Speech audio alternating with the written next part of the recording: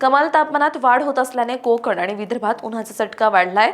यातच वादळी पावसाचं सावट अद्यापही कायम आहे। आज 25 मार्च रोजी दक्षिण मध्य महाराष्ट्र, मराठवाड्यात विजांसह वादळी पावसाची शक्यता आहे। तसंच कोकणात उष्ण व दमट हवामानाचा अंदाज असल्याने सतर्कतेचा इशारा म्हणजेच येलो अलर्ट कायम असल्याचं हवामान विभागाने म्हटलंय। मध्य महाराष्ट्र आणि परिसरावर चक्राकार वारे वाहत असून त्यापासून विदर्भ, मराठवाड्यापर्यंत हवेचा कमी दाबाचा पट्टा सक्रिय आहे। उत्तर कर्नाटक, तामिळनाडू ते मन्नारच्या आखातापर्यंत वाऱ्याच्या खंडित प्रवाहामुळे आणखी एक कमी दाबाचा पट्टा कायम आहे।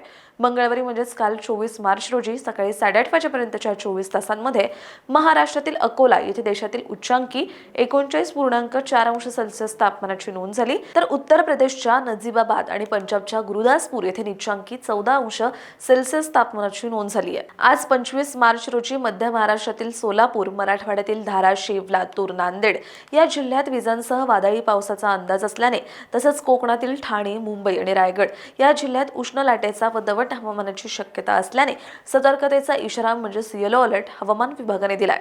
उर्वरित राज्यात उन्हाचा चटका वाढण्याची शक्यता आहे।